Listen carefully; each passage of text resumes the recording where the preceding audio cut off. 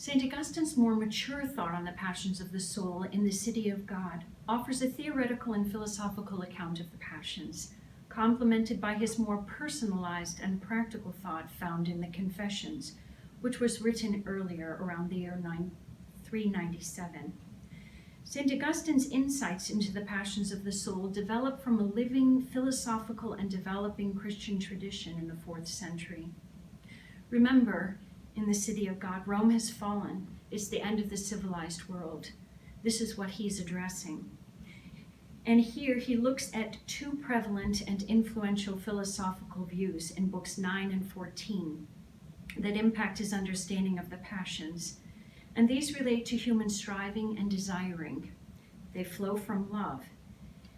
He also engages with the Stoics, who idealize apatheia, and the Platonists or Aristotelians, who hold that the wise experience passions but have mastery over them. He explains his disagreements with these reigning schools of thought, often oversimplifying their claims in favor of his own focus. St. Augustine draws from his philosophical and Christian predecessors to develop a Christian anthropology around a coherent, well-developed theory of action or motivation, modeled upon Stoicism with themes of desire and delight, added from the Platonic tradition. Augustine accepts the Stoic ideal of apatheia, or passionlessness, as possible only for the saints in heaven when all sin has been purged. For those of us on earth, Augustine considers human insensibility a moral defect. We cannot be without our passions, without not being human anymore. Passions must always be governed and rightly ordered, not suppressed or escaped from. Augustine writes in the City of God, even the Lord himself, when he condescended to live a human life in the form of a servant, although wholly without sin, showed these emotions where he judged that they ought to be shown. Jesus, the model of rightly ordered passions, showed sorrow. Next, for Augustine's thought on the passion of sorrow in particular, we again turn to the City of God. Augustine's order of love directs the will to action, placing the passion of sorrow within its proper context of the influence of the sense appetites upon the will. The will is moved to assent to that which it desires and loves, and to dissent from that which it fears or sorrows over in loss. The City of God, books 9 and 14, offer this theoretical framework for a practical survey of sorrow displayed in Augustine's Confessions, allowing an analysis of Augustine's transformed understanding of appropriate or good sorrow over the years of his life, specifically two influential experiences of death and grief recounted in books 4 and 9 of the Confessions. While the Stoics reject any sorrow as passion that overwhelms reason, Augustine distinguishes that sorrow, he uses the Latin tristitia here, may be morally good or evil. For Augustine, sorrow is potentially a Christian virtue when moderated and properly governed, because it corresponds not simply to the physical or bodily suffering of dolor or pain, but rather to the interior suffering of a soul, which he calls tristitia, sorrow or sadness. The value of sorrow for Augustine depends upon its source or object, the experience of the passion, and its result or goal. What underlies the passion characterizes its moral character. While Augustine traces all passions back to love, either the ordered love of God or the disordered love of self, the passion of sorrow is an interior movement caused by the loss or deprivation of that which is loved. Augustine, having loved and been loved greatly, even to the point of overindulgence in his earthly life, admits also to overindulgence at times in sorrow, even to the point of loving his sorrow. Sorrow can be used for good by ordering it according to reason. In his Confessions, Augustine describes many instances of sorrow in multiple periods of his life and evaluates his tears according to their object and measure. Briefly, I will contrast Augustine's encounter with death and the loss of his young school friend in Book 4 and his later encounters with sorrow during his conversion to Christianity and again at the death of his beloved mother, Monica. Augustine describes sorrow as sweet and tears and sorrow as objects of love.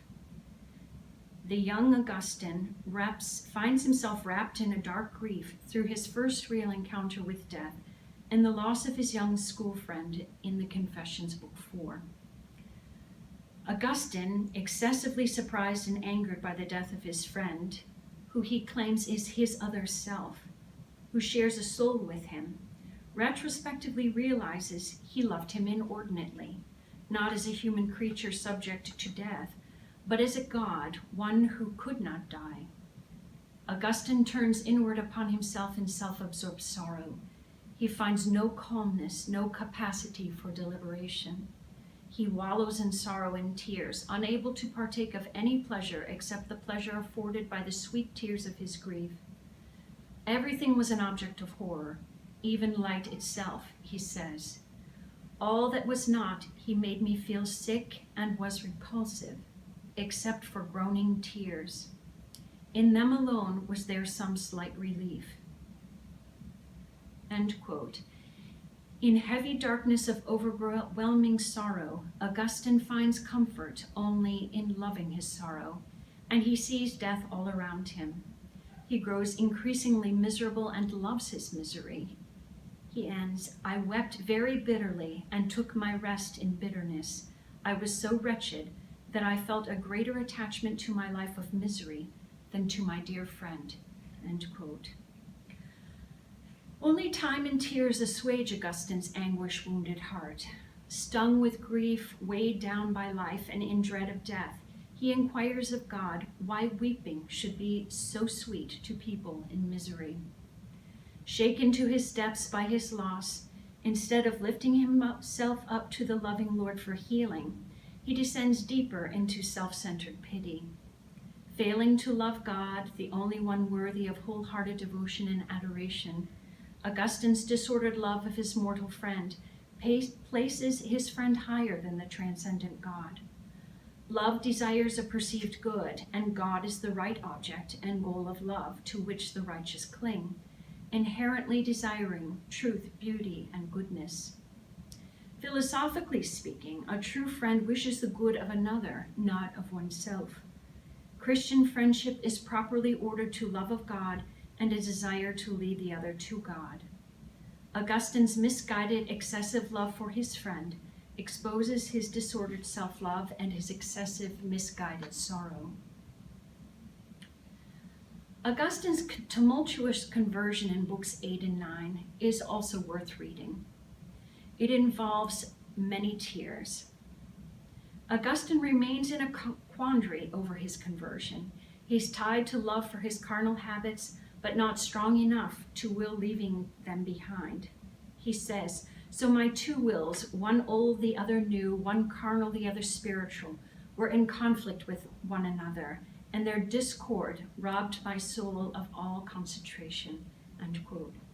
Seeing himself tightly chained by his sexual desire and enslaved to worldly affairs, and seeing his young friends joyfully choosing baptism, the deeply distressed Augustine betakes himself to the garden, where he engages in an arduous battle with himself until the Lord wields the sword of a severe mercy.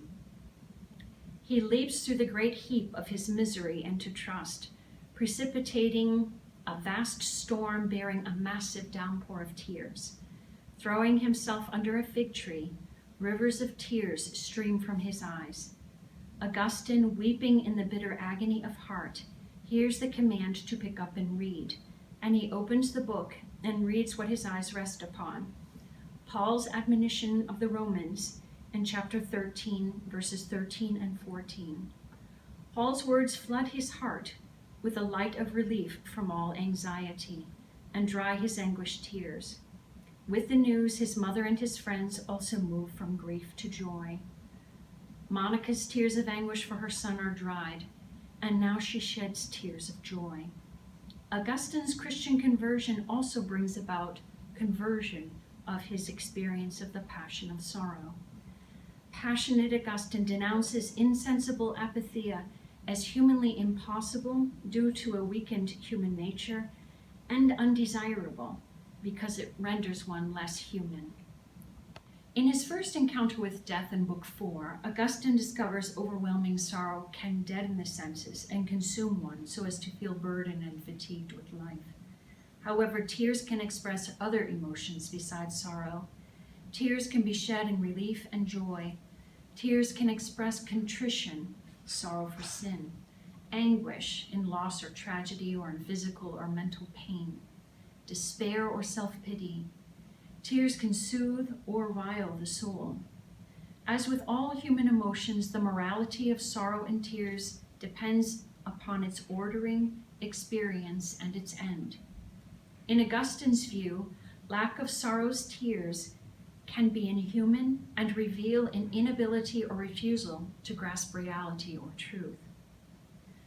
Another shift in Augustine's understanding of the goodness of rightly ordered sorrow pivots around the events of Monica's death recounted in the Confessions, Book 9. Augustine's emotions at Monica's death contrast sharply with his despair and self-absorption at the death of his boyhood friend. Book 9 shows Augustine's genuine love for friends and family, both his son and his mother, and mixed sorrow and joy at their deaths, recounted in this book. Augustine describes a pleasant, provident conversation he shared with his mother 5 days before she falls mortally ill. This illuminous conversation leads them to peaceful contemplation of blessedness in eternity and allows Monica to express to her son that her hopes for this life are fulfilled, and she can now find no pleasure in earthly life.